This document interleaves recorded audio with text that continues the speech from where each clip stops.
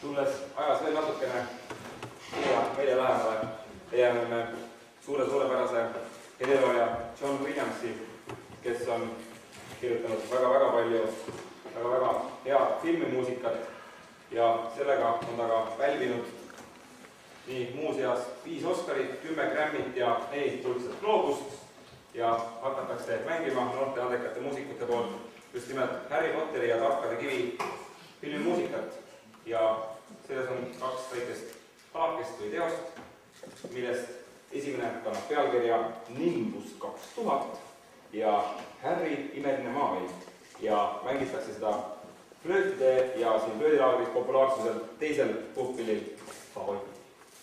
Ja mängivad seda meile Rasmus, Jakob ja Kristo.